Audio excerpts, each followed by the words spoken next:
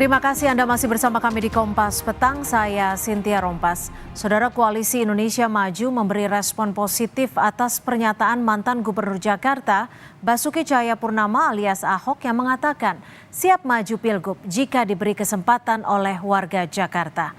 Wakil Ketua TKN Prabowo Gibran, Sylvester Matutina bilang, siapapun bisa maju Pilkada Jakarta, termasuk Ahok yang merupakan mantan narapidana sekaligus mantan Gubernur DKI Jakarta yang telah bebas dan memiliki masa jeda 5 tahun. Ahok menjadi salah satu calon potensial untuk dijagokan di Jakarta bersamaan dengan nama Anies Baswedan dan Ridwan Kamil. Sementara itu saat ditanya kriteria pemimpin Jakarta, bagi Koalisi Indonesia Maju yang paling penting adalah punya kemampuan cepat mengambil keputusan dan mampu bekerja sama dengan Presiden dan Wakil Presiden.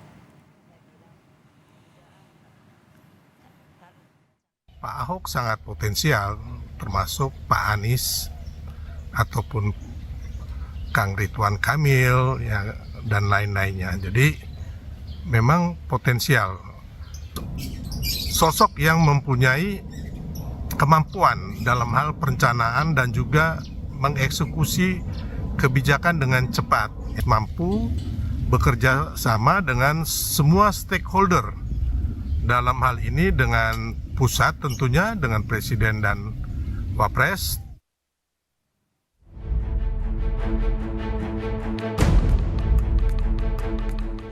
Jelang pendaftaran calon gubernur dan wakil gubernur di Pilkada Jakarta, Gubernur Jakarta periode 2014-2017 yang juga politisi PDI Perjuangan, Basuki Cahayapurnama atau Ahok, menyatakan dirinya siap maju pemilihan gubernur Jakarta jika diberi kesempatan oleh warga.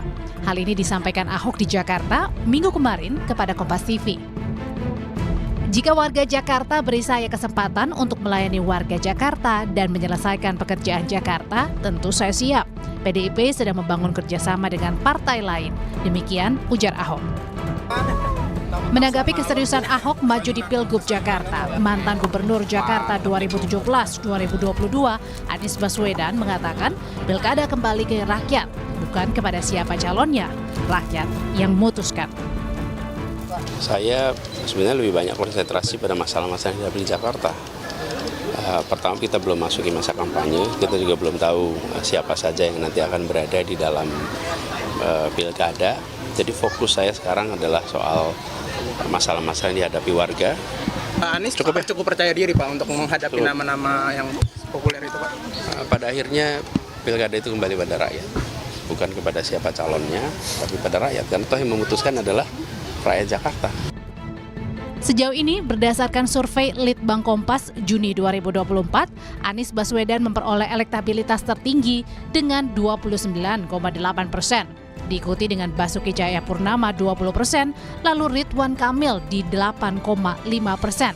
Sementara nama Ketua Umum PSI Kaisang Pangarep di angka 1%.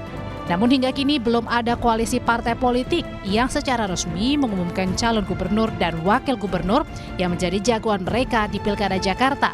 Sebab tak ada satupun partai politik yang dapat mengusung calon sendiri maju di pemilihan gubernur Jakarta.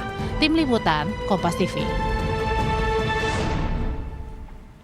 Lalu bagaimana kalkulasi politik Ahok maju di Pilkada Jakarta?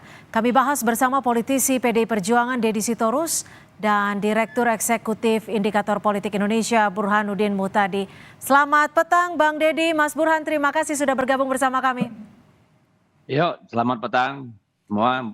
Ya, saya ke Bang Deddy dulu. Bang Deddy, ini kan berdasarkan pernyataan terakhir Ahok nih. Ini sudah bulat belum sih PDIP akan mengusung Ahok di Pilgub Jakarta? Ya, kalau soal bulat belum, karena kita belum putuskan, masih terus dilakukan pendalaman. Karena kan Jakarta ini kan unik nih, sama kayak Jawa Tengah di sini ya. Mungkin Jawa Barat juga sama Sumatera Utara.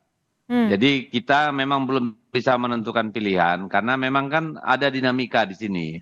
Dinamikanya tidak saja di antara partai-partai yang berkontestasi, tapi ada invisible hand nih, kalau khusus daerah-daerah yang saya sebut tadi, terutama Jakarta. Jadi kita melihat kalau di Jakarta kan kita tidak bisa maju sendiri. Setidaknya harus bekerja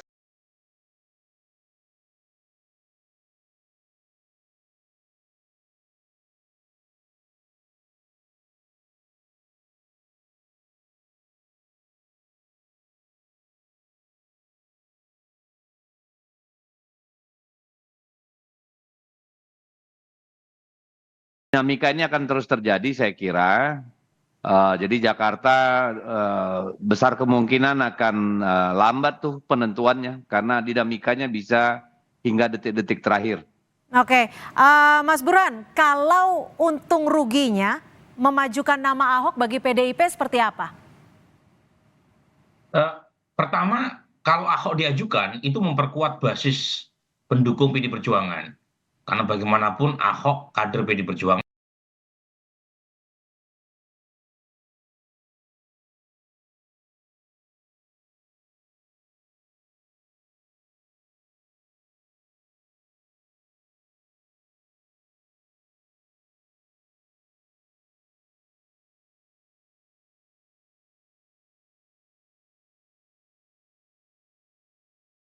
Dan memiliki akar yang cukup dalam, terutama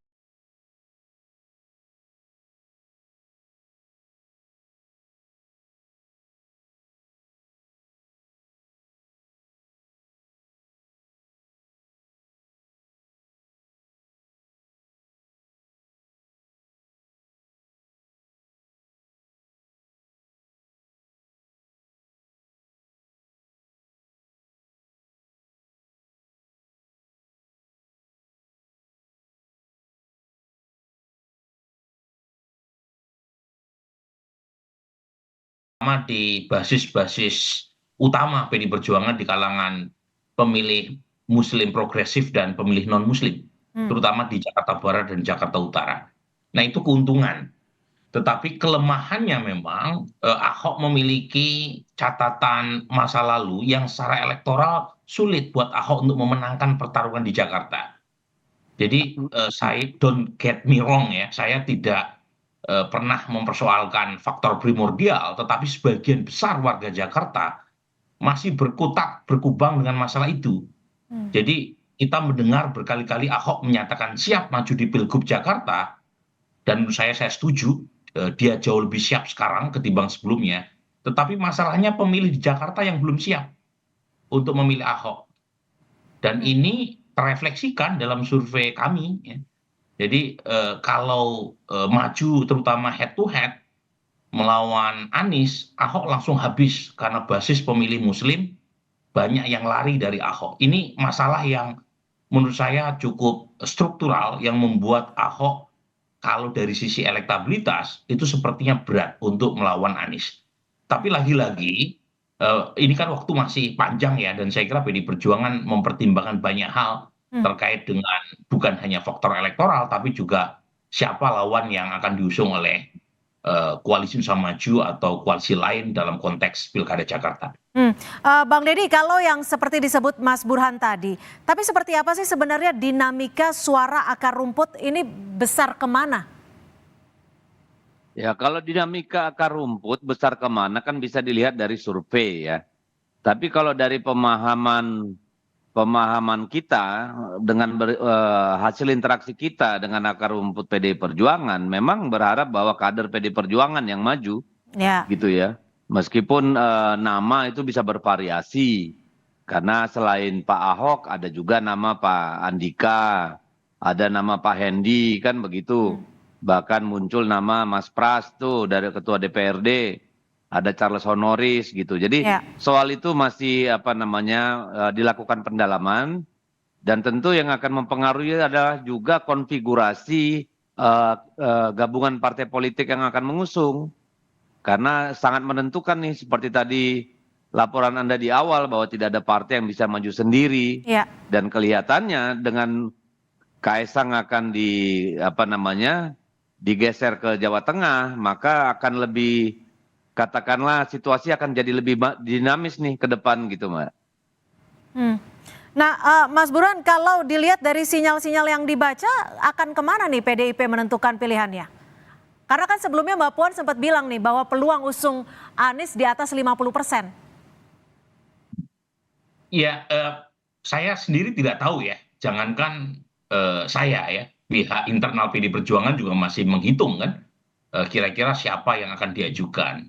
Tetapi lagi-lagi kalau pendekatannya politik dalam pengertian PD Perjuangan ingin mengusung calon yang jauh dari radar kekuasaan hari ini, atau yang akan datang, kemungkinan calon yang secara politik dekat dengan PDI Perjuangan di luar dari kader internal mereka adalah Anies Baswedan.